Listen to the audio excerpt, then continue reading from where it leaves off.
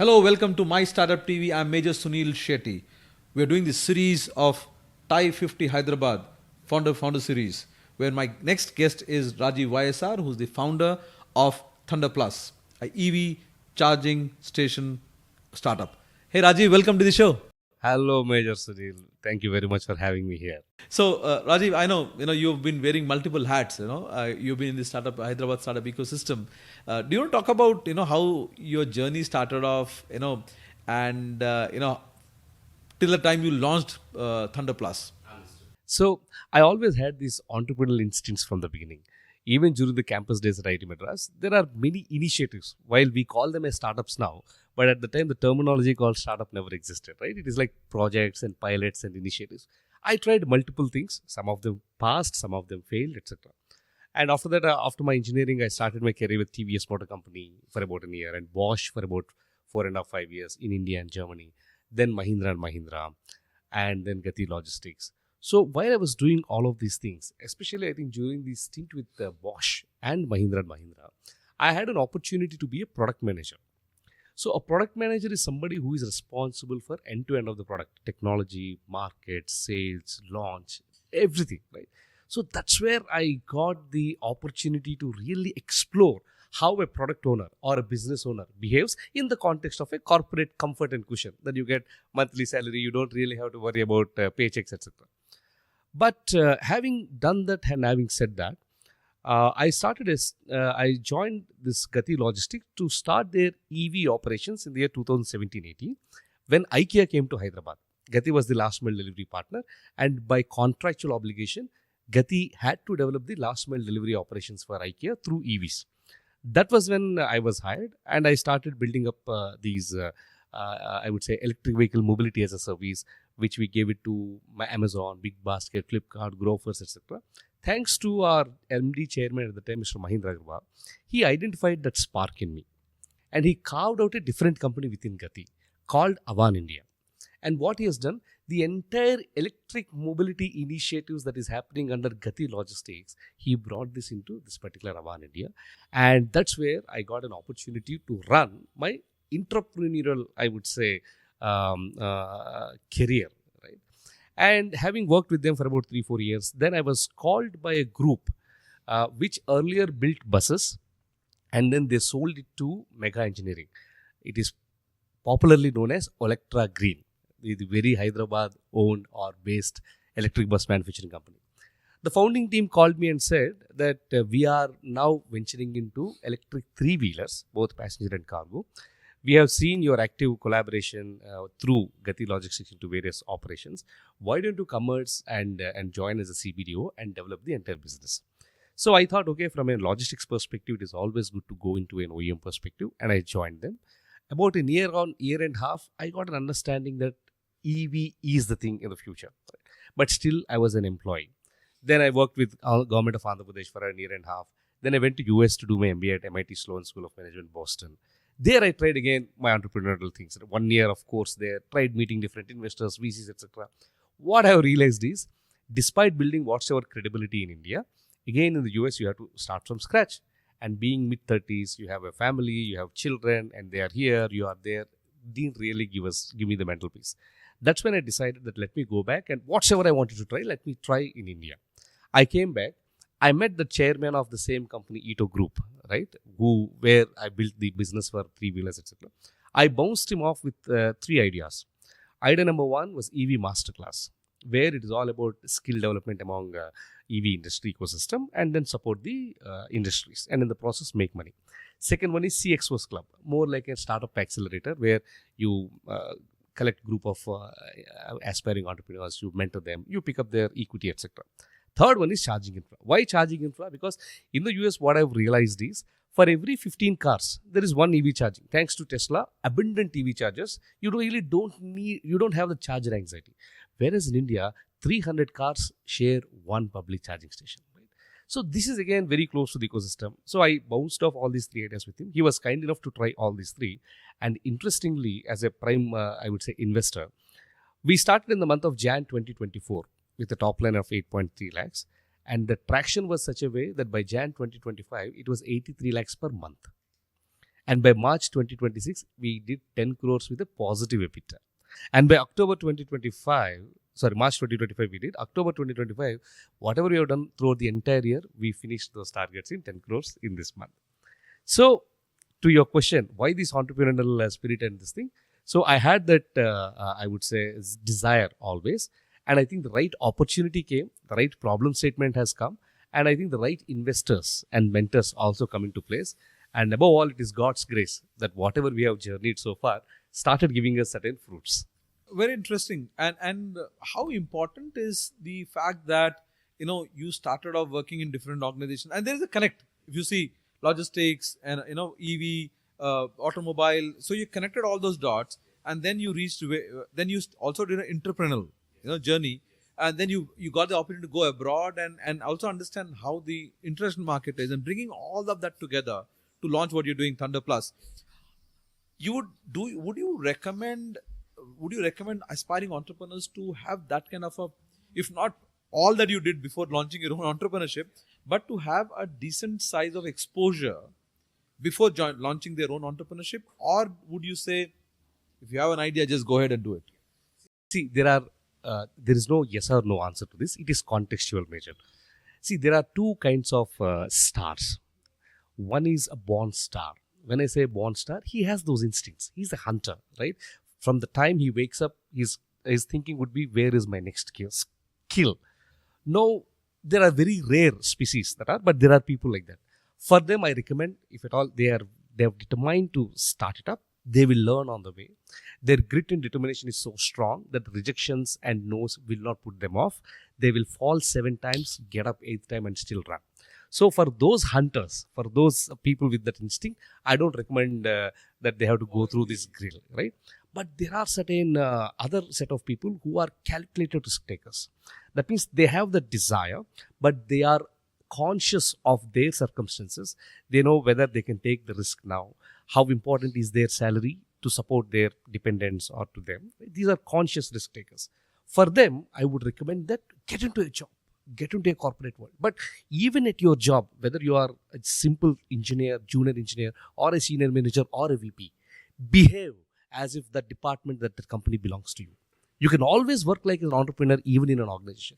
Behave that things from start to end are with you. The bug ends with you. Right? Start demonstrating those capabilities, and in the process you will learn.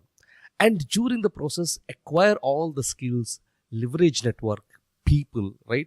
Demonstrate your credibility, your capability. Because entrepreneurship is all about trust and credibility and capability. Somebody, if at all you say that I'm going to solve this problem, people in the market must trust you that this person is able to solve this problem. And that doesn't come just on overnight. You will have to build that credibility step by step, right? So for those instinct killers, I would say go from day one. But then the percentage would be probably 1 to 2%. Whereas the rest of the people, most of us like this, I would recommend that they acquire those skills, build their credibility, understand the market, understand the nitty-gritties, and then the drama of the entire thing. And of course, get into the entrepreneurial world. No, very well put, because it's fact, that one does not become, not everybody has that entrepreneurial mindset. But I think the biggest takeaway here is the fact that what you said, even if you are a VP, even if you are a product head, think like an entrepreneur. Absolutely. And own that whole process. So that also entrepreneurship mindset you build over a period of time. It's not like overnight you'll say, okay, I'll switch on, I switch, now I become an entrepreneur. So you build it up, right? So coming back to Thunderplus, you already said you found you knew what you had 3 ideas, and you homed on to one, which is I think a brilliant move, and then you had an investor who was ready to put in support. You got the support. So you also homed on to a very niche within that whole EV charging, right? So do you want to talk about what exactly Thunderplus does, and where are you? What are the touch points? See, again, this is another, it's a great opportunity. So another advice is, if you are building solutions for everybody, you are building solutions for nobody, right? That needs to be very clear. As an entrepreneur, you cannot go the length and breadth to satisfy every person whom you think your customer is, right? So be very focused on who your customers are and what his problem area. In my case, what happened is, from the experience of running fleets, with respect to Gati and Ito Motors. What I realized is, as much as vehicles and drivers are important in running the fleet operations, the right charging infra is also important, right? Because it is 50-50. Your charging infra is running 24/7, your vehicles are charged up, there is no downtime. There is some problem in the power, fluctuations, charges, whatsoever, your entire operations go for a toss, right? So that's where I've noticed that this is a problem that needs to be solved. Now, when you look at charge point operators, right, most charge point operators that you see in the country right now, they started charging stations with B2C as a customer. Versus me, I started my charging journey with B2B as a customer. I knew that there is a specific set of customers, the fleet operators, the aggregators, passenger cargo. They are struggling with this particular point. So I go to them and I set up hubs, park, charge, everything, and then I serve those customers. What happened is those hubs have become operational from day one, as well as profitable from day one, because you have a paying customer, you have an infrastructure developed for them, they pay and then they use the infrastructure. I didn't create a charging infra and then I'm now praying for the customers to come and park. Then what I've done, I converted these park and charge hubs into semi-public. That means inside the compound, it is all about fleet operators. Outside the compound, I have fast charging stations set up for B2C customers. Now you see, my base is already taken care by fleet, and my extra fillip comes from the B2C customers. So throughout my entire expansion, this is the only logic that we have followed, that any charging station that you deploy, ensure that it is viable and profitable, if not from day one, at least from 1 to 2 months from the time it is operational. That can only happen when you solve specific problems to specific customers, and then the rest of the things is all bonus. That's why, Major Sunil, I would like to say, among all the charging point operators that we have, among all, right, we are the only company who are able to get nice project funding and debt funding from SBIs and other banks. You know what is the qualifying criteria for us to get even 1 rupee as a, I would say, debt fund from them? You need to be profitable in your EBITDA. I have no dependency, I have no urgency to go to a VC because I am not burning for my growth. My growth is fueled by my own margins, and hence I go to a simple debt fund, take a fixed rate of interest, and I develop my business. You are doing what charging station does to a vehicle. Slow charge, gradually, and not, don't give a super charge, where the VC money tends to do it, right? So you're structuring your expansion, you're pacing it well. That's the whole idea, right? So talk about the presence. Are you currently limited to Telangana, Hyderabad, or you expanded to other states? And what's the future plan like? We started with one city, one state, Hyderabad and Telangana. Today, we are present in 16 states and 60 plus cities with 250 plus hubs in the context that I told you, that accommodate together 1000 plus chargers and installed capacity of 12 megawatt. And on a daily basis, we dispense around 15,000 to 20,000 units per day. Right? And then this is across the length and breadth and I would say east and west of the country. We have chargers in Delhi around area. We have chargers in Kolkata around area. We have chargers in Mumbai and Pune, as well as the entire south. And our focus, like you rightly mentioned, we don't believe in sporadic, I would say, expansion. We follow something called network expansion. Now, what do we mean by network expansion? We tied up with Flixbus. Flixbus is again the German unicorn, present across the world, and in India we are the only partner for Flixbus developing charging infra. So how we did the network expansion? Hyderabad, I have set up a 240 megawatt charging stations at 3 different locations so that they are comfortable. Then in Suryapet, I have set up almost 1 megawatt charging station. Then in Vijayawada, I have set up around 3 megawatt charging station. So now Hyderabad to Vijayawada is charged up. Then from Vijayawada, I moved to Rajahmundry and Visakhapatnam. Now from Vijayawada, I am going towards Chennai. And Hyderabad, I'm going towards Bangalore. So what happens is, every nodal point that I set up a charging station becomes an origin for the next nodal point. So when you start developing in this network expansion, what happens is customers gain confidence. They know that, okay, Thunderplus is already in Hyderabad, Vijayawada, Visakhapatnam. Now, instead of going for somebody else, I would rather ask Thunderplus, hey, why don't you set me up one in Tirupati and one in Chennai so that I can create Vijayawada, Tirupati, Chennai? I said, yes, why not? So what we follow is an anchor customer approach and a network expansion approach. So, you're basically, getting your charging stations and deploying them for your business part, B2B, right? Do you also manufacture, or you have a partnership for manufacturing these charging stations? Brilliant question, Major Sudhi. So, we don't believe in inventing the wheel, reinventing the wheel, right? We believe in filling the gaps. For example, I'll tell you how we fill the gaps. All the charger manufacturers at this point of time have focused on building fast chargers for cars. So you call CCS2 as a protocol, and from 30 kilowatt DC to 480 kilowatt DC, people have developed fast chargers. But if you actually look at the need for fast chargers is a need for fleet operators. But for a B2C customer, if you have a car, you would rather charge the car overnight and use it throughout the entire week. So who is the actual beneficiary of a fast charger is your delivery boys at Swiggy, your delivery boys at Amazon, Big Basket, Flipkart, because they run 80 to 100 kilometers a day. And then these vehicles only give 60 kilometers. The minute you enable them with a fast charger, that means in 10 minutes, if you let them charge for about another 80%, they get to do another 1.5 days work, right? So that's the time we looked at the market. Nobody focused on developing fast chargers for two-wheelers and three-wheelers.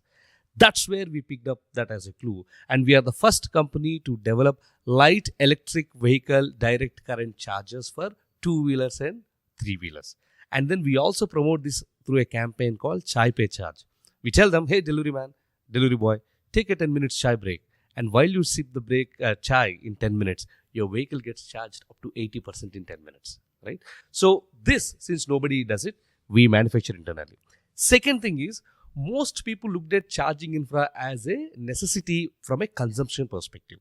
I started looking at it from a passive income generator. For example, remember the old STD booth business? People have pawn shops, people have hotels, medical shops, everything. But then there would be an STD. And you're right. Families lived on those booths. And you really don't have anybody. If that is a coin box, people come, put a coin, make a call and do it. Then I thought, why can't a charging business also be like an STD booth business? So I developed a charger, which is a complete metal body, IP67 protected. That means dust, rain protected. A pole mounted. Looks very similar to an STD booth. Right? Then I said, instead of a coin drop, I would rather put a QR scanner where once people scan it, they can choose whether they want to charge by units or money or time. And that's it. And this I started installing on the compound walls, outside the hotels, outside the shops. And I started looking charging as a passive income generator. While somebody might have a showroom of clothes as their main source of income, but they can always have an STD booth in the form of EV charging, right? This product was also not available in the market. I developed this product at less than $100. And now these products are very, very prominent among the residential communities, office complexes, and banks such as Asia Development Bank, foundations such as Infosys Foundation, and MEPMA and SERP, which are for the elimination of rural poverty. They work with us in sponsoring these chargers to war-martyred women so that they can generate 7,000, 8,000, 10,000 rupees per month. Right? So that's how, from a manufacturing perspective, we do not compete with products which are already doing well in the market. We collaborate. But when we identify the gap, we wait for none. We go ahead, we build those products. And also there, I'm seeing that there also you're following a B2B instead of going to end customer as a standalone STD booth sort of a model. There also you're giving it to organizations. And quickly to close that part, what is the investment for an individual user? It is less than $100. In the sense, less than 9,000 rupees. That's all you need. 9,000 rupees. For example, you have a beautiful house here and you have a nice parking lot outside. 9,000 rupees, the charger will be there. And this charger will be visible on Google, on my app, and my app has got an OCP integration with all charge point operators. That means anybody in the country opening up and then checking for a charging station in Sainikpuri, they will find this. And does it is it in compliance with the electric department? Because they tend to have they would have all these fine print rules that you don't come to know. So, question, Major, and I must appreciate your detail to eye. Since it is a 3.3 kilowatt, this load is permissible under the Discoms Act. So you don't need the permission. Nothing is required, even as commercial. Nothing. Yes. If this is a residence, I'm paying residential rates. But the moment I put a commercial element outside, then they would say, hey, that's a commercial activity, but you're using domestic line. So would that be a conflict? Good question. The policy did not mature until then. Okay. It could be two ways. Maybe the government wants to keep it so that there is abundant availability of charging and hence there is no that stringent restriction. And second thing, maybe this is something that they said that's okay. right? So at this point of time, policy doesn't inhibit you from putting up. In fact, if you're a residential, you get around 3 to 5 rupees, much lesser than the EV tariff, which is 67 rupees, while the commercial tariff is 11 to 12 rupees. I would strongly recommend people at residential houses, go ahead and put it, and then the selling price of each unit is anywhere between 15 to 20 rupees. Now imagine 5 rupees is your input cost, 15 to 20 rupees is your selling cost. You are making a margin of 10 rupees on one unit. Today, no other business gives you. Correct. You don't have to stand there and welcome guests. They just come, scan, they find you, they scan, and then charge. Perfect. So the other thing is, to build all these products, to come up with all these things, requires a really good in-house innovation team. Do you want to talk about that? So I am as strong as my team, Major. And if I were to talk about my core team, I have people who have developed huge charging stations for Electra of 5 megawatt capacity in Bikaner Nagar, Pune. Right? I have those people with me. So they know in and out of those things. I have people who have worked in energy sector. Right? They know in and out of the tenders, the policies, everything with respect to discount. I have people who have worked with education sector in sales, right? Like Byju's and Toppers. They know how to sell franchises. And of course, I also have people from ISBs, right? Who are bringing those financial detailing and the operational excellence, right? So the legacy, right, of people who have been in the industry for a while, with the freshness of young blood, right, bringing the fresh perspective to this. So I think this combination is what makes Thunderplus, and my job is only to orchestrate the synergy and energy between both of them and get the best out of it. That's very good. Nicely brought out. In this journey, as a previous entrepreneur said, you need an ecosystem as an entrepreneur to support you. If you could talk about the people or the organization that supported Thunderplus in its journey. I told you, right? In Jan 2024, when I started, my first billing was 8.3 lakhs. How was that possible? Because my earlier company, Ito Motors, where I was heading, and my investor also happens to be the promoter of Ito Motors. So from day one, I got a captive customer. I said, sir, whatsoever the charging hubs that are being served by other customers, give me some time and I will convert all of them into Thunderplus. And that way, I got the base customers through Ito. And with Ito Motors as a base, I started selling the same solutions for Magenta, Moving, Quick Credits, all other kind of aggregators, right? So definitely, ecosystem helped me. And in my case, I would really thank Ito Motors. I would thank Electra, right? I would thank Gati Logistics. I would thank all Magenta, Moving, all these entrepreneurs with whom I worked in my previous things. When I said that I have started this, I need your support. They said, Rajeev, we are here with you. Go ahead and then starts, I would say, serving us. Perfect. So, you made a stat, you mentioned that in India, 300 cars, for every 300 cars, there is one charging station. In US, it is 15. Yeah. And also, as somebody who's been wanting to switch to electric car, the only reason why you pull back is the anxiety, right? What happens if I run out? Especially as MyStartupTV, we do, 10 to 15,000 kilometers in a year traveling across India. And that's the second thing that we are going to work on. We want to do a yatra on a EV across India. We'll talk about that later with you.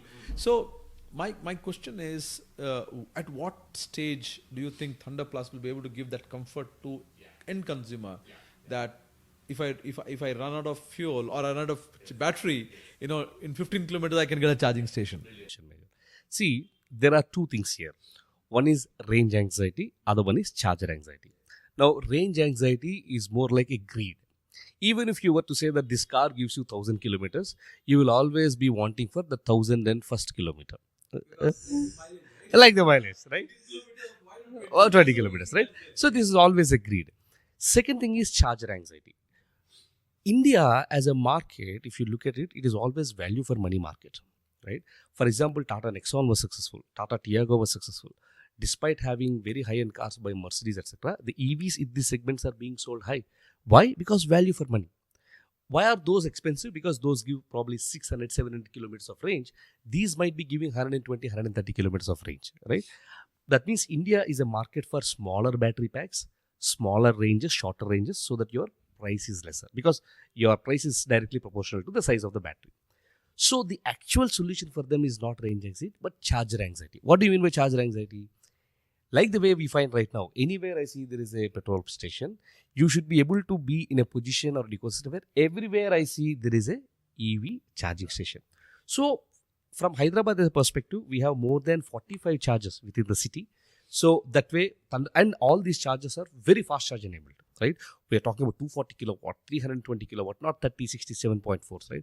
Where fast charging cars such as Harriers, B6, B9s, they get charged in 20, 25 minutes. That's it. Full, yes. 20 to 25 minutes, that's all. Yes. I will share one example of... A break. You take a break, put it plug in, have your coffee, come back and it's charged. That's it. I'll tell one example. Recently, there are two customers who are very, I would say, they were overwhelmed, right? Because they have been charging their cars at a 30 kilowatt and a 60 kilowatt kind of a charging station. At ISKCON Temple, we have a 240 kilowatt charging station, right? So, BYD Celeon, right? That's the car which has come with a higher voltage architecture. That means 600 volts. So, when this guy connected it, it started giving him 600 volts into 300 amps power, which is roughly around 180 kilowatt hour. And his car battery pack is roughly around 60 to 70. And he comes already with certain charge. So within 15 minutes, what he noticed is, otherwise for a 60 kilowatt, he would wait up to 1.5 to 2 hours. This is number one. So he was very much amazed, and then he started asking us, give me the curves, give me the graphs. How is this possible? I have never experienced all of this. Now, when we posted this on LinkedIn, somebody with Tata Harrier came to us. Tata Harrier is one car that can take up to 250 amps. Again, it is not just about the charger. In a charging session, what happens is vehicle becomes the master and charger becomes the slave. So the vehicle must demand. Charger says, hey, this is my capability. And vehicle says, no, this is what my requirement. And Harrier takes up to 250 amps. And this guy comes and then 250 amps into 400 volts. He started drawing 100 kilowatt. Similarly for Mahindra B6, right? So these new age cars, once they started experiencing these things, right? Now for them, charger anxiety and the charging time and speeds is no longer a concern. And as I told you, network expansion. So from Hyderabad, we have Suryapet. From Suryapet, we have Vijayawada. From Vijayawada, we have Yeluru, Rajahmundry, Kovvuru, Anakapalli, Visakhapatnam. Not only that, very recently, we signed an MOU with the government of Andhra Pradesh, the Honorable Chief Minister of the state, Chandrababu Naidu Garu's vision. And as part of the MOU, throughout the coastal line of Andhra Pradesh, which is 974 kilometers, this is also called as Vizag-Chennai Industrial Corridor, every 25 kilometers, we are setting up a 100 kilowatt charging station, and every 100 kilometers, we are setting up a 1 megawatt ultra-fast charging station. Now imagine this, Andhra Pradesh will be the first state to have fast chargers enabled for every 25 kilometers, right? So whatever I'm talking is not a technical prophecy that would happen in 3-4 years time. It is something that is happening right now. It's present continuous. And also, you asked one more question, anxiety, right? What if my vehicle gets stuck? We have charger on wheels to serve four-wheelers. But when it comes to buses, their batteries are generally 300 kilowatt. Very huge batteries, and buses, they carry 50 customers, 60, 40 customers, and you cannot handle them when your bus gets stranded because of the sudden deep discharge of a battery. So that's where we collaborated with a German company called Me Energy, and we launched a ethanol based generator cum charger, which can be trailer mounted. So what happens, 2000 liters of ethanol it can house, and it can generate 150 kilowatt energy through 2 guns. So whenever your bus or car or anything is stuck, this particular product goes on the trailer, charges and enables it, right? So such kind of innovative solutions we are continuing to build so that the charger anxiety among the Indian customers, whether it is B2C or B2B, fleet operators or bus operators or B2C customers, the charger anxiety is completely removed. That's amazing, because that's how you'd bring more people to EV. In coming years. So, as you said, wherever you see a petrol station, right? To be in that position, you need to have charging stations also in the same manner. And the best way to do is to collaborate with the current fuel stations, right? Or the likes of IOL and all. Are you trying to do that? Yes, we are already in talks with IOCL. We are already in talks with BPCL. But then the problem, what happened is, Major Sunil, these BPCLs and IOCLs were granted lots of crores of money by Department of Heavy Industry and central government almost 4-5 years ago. And what they have done is, they have taken the chargers and then they have installed left, right and center. See, installation of charging infra is one. Operating and maintaining is another. You see ghost towns, ghost buildings. Yes, beautiful buildings, high rises you have raised. But if nobody occupies, nobody lives in them, those become irrelevant. And that's exactly happened with many of these things. The thistles, bushes started to grow around, the goats would eat, right? The cables were cut down. That's where we went to these oil marketing companies as well as the nodal agencies, and we said, hey, you know what? You've done a great job. You've installed. But you missed a single point. You didn't operate and maintain. Of course, you wouldn't do that because that's not your bread and butter. Your bread and butter comes from the oil. So what we propose them is, allow us to take over all your charges. We'll bring them to life. Not just life, we'll bring customers to them. We'll drive business to you. We'll set up CCTV cameras. We will set up technicians if required. We will monitor them. We will upgrade them. We'll bring buses to them, right? So the proposal that we are working with oil marketing companies is not just about setting up a new infrastructure, but we were telling them we will take over all your existing infrastructure, make each one of them profitable, make each one of them operational. While doing this, we will continue to install new chargers. So the discussions are happening. It is only a matter of time before we come out in the press and then talk about it. You know, a lot of dependency of everything to do with EV is on China because of raw material and equipment and parts and all of that. How is that going for you? I mean, are you dependent on Chinese supplies for this? And how, because with the current geopolitics going on, has it impacted or going to impact your future business? And what is the scope, if you can add in there, of Indian manufacturers doing it? See, now this question has got two answers, Major. First, let us talk about vehicle. If you look at electric vehicle as a complete thing, except for the battery cell, majority of the components are already being manufactured in India. Motors, controllers, because these are electronic items which we have been doing for a while. Battery cell, the reason why we are not able to manufacture them is, of course, the lithium and cobalt, which are the key ingredients in the LFP batteries, which are a matured development right now. Those are from the mines of Brazil, South Africa, etc., which are majorly owned by Chinese companies. So you have no option but to depend on China for these cells. So what people do is they import those cells, then they connect those cells in series and batteries connection and make the battery pack as per their need, right? So will that dependency continue to exist? Yes, this dependency will continue to exist. However, the government has launched advanced chemistry cell production linked incentives where it wanted to incentivize the localization of cell production.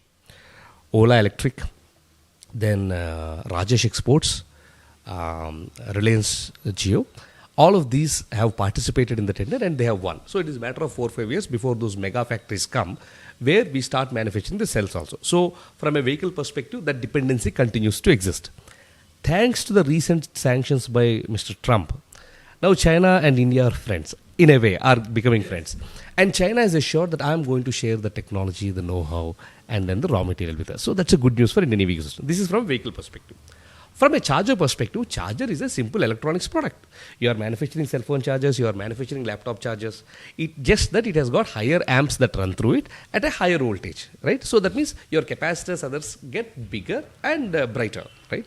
So from a charger perspective, 90% of the components are again in-house, except for one critical component, which is called rectifier.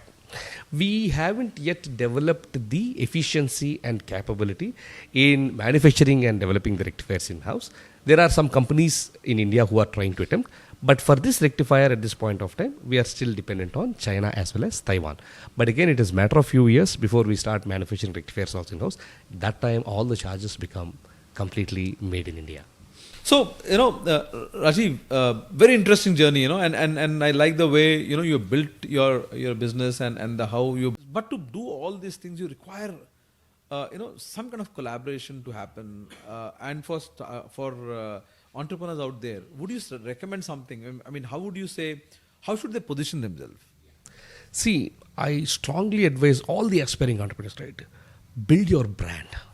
Build your brand. People might say, brand se kya hoga? I have a great product. It's not sufficient for you to claim that you have a great product. The market out there, the customer out there, stakeholders out there must say that, man, you have a great product. Absolutely. And that can only happen when you go talk about it. For example, when Thunderplus came into the market, there are players who have been in existence since 2017. Classic example, Tata Power, the first EV charging company, because it is launched to support Tata Motors when it is launching its EV cars. Tata Motors, despite having Tata Power as their group companies, chose to collaborate and partner with Thunderplus. Why? Because of the credibility, brand. Of course, I bring a lot of value to the table. I bring speed, agility. I kill all the bureaucracy, red tape kind of a thing that might exist in Tata Motors. The customer says, I need something tomorrow. I get that done. That's all there. But beyond that, Tata Motors should have found Thunderplus that this is doing so and so. That can only happen when I talk to, say, for example, a nice storyteller like you. When people look at your podcast, they know that, okay, a story of Thunderplus, okay, how they started, what is it that they're building. Right? For example, Flixbus is a big company, right? It is based out of Germany, and it's valued more than $3 billion. And for a startup who haven't even clocked a crore per month revenue, for them to entertain me as a charging partner, what capacity do I have? But again, position your brand so that people will respect and they feel that they have that inspiration that मुझे Thunderplus के साथ काम करना है, right?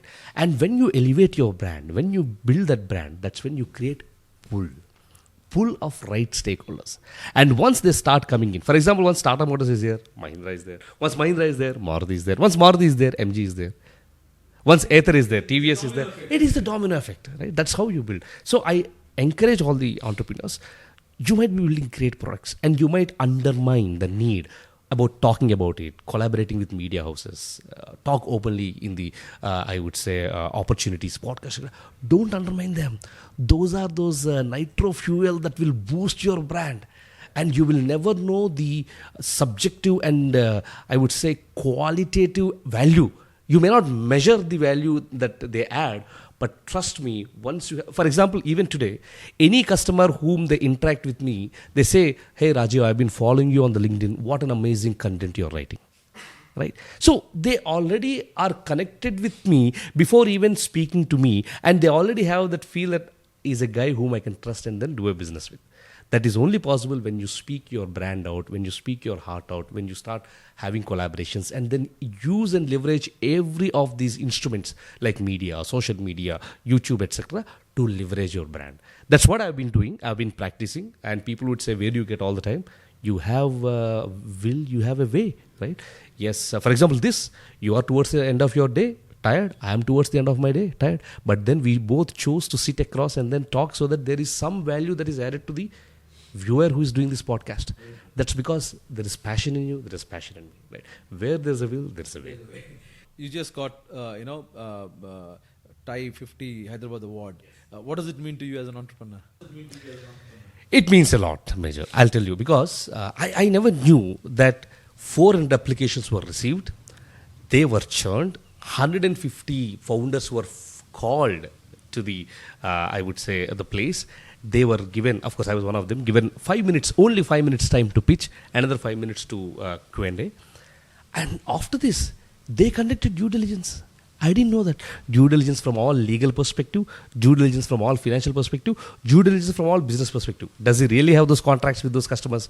Does Flixbus really work with them? Or Tata Motors really work with them? I didn't know, but they have done all the, I would say, due diligence. And after all of this, they call you and then say, you are one among those top Type 50 of 400 applications that we have received. That's, I would say, a statement of validation, a badge of recognition that yes, we are doing something right and it is not being told by us. There is some jury who is sitting there who has validated multiple applications and picked me as one of those top deserving 50. So it means a lot to me, Major Sunil.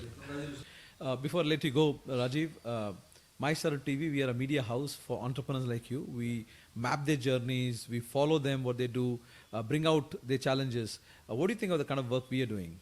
Major Sunil, this is not the first time I'm meeting you, right? I still remember in 2021, in the month of Jan-Feb, the EV Masterclass, the company that I started, right? We were working with T-Hub and we were rolling out the first batch, and MSR and many other, and Jesh, Ranjan Garu, they were all there. That's when I saw you, right? And trust me, first I was a bit curious. Generally, when you look at somebody wearing a MyStartupTV, handling a camera, you expect an 18-year to 20, 25-year-old guy. And here, somebody who looks very professional and obviously seems to be coming from a combat background, right? With all of these things, I was curious. That's when I struck my first conversation with you, trying to understand what exactly you're doing. From there to what I see now, your journey has been phenomenal, not just because you grew, but you touched many entrepreneurs. You I would say, sparked many of their journeys. You inspired thousands and lakhs of people through your interactions and your storytelling, and you continue to do that great work. So I think you not only grew by yourself, in the process you added immense value to entrepreneurs, to the startup ecosystem. That's when they said, let's do a podcast over computer, I said, no, if it is Major Sunil, I want to have a face-to-face conversation, because I know the insights that you will bring, which will add immense value, of course, to me and also to the viewers. So I really appreciate the way you have built the brand so far, and I strongly encourage to continue to do the good work, because not many media houses are focused on startups. Media houses, even today, I get hundreds of mails. You are the top, recognized CEO. Pay 25,000 rupees for the award, right? 2026, the best company to watch out for, 50,000 rupees for nominations. But you come from a different breed, right? You really have a genuine concern that you want to take the startup story of India to the next level, and I think you are doing it the right way. I'm more than happy and fortunate to collaborate with you. And I also encourage all the startup entrepreneurs, reach out to MyStartupTV, discuss with them, talk to them.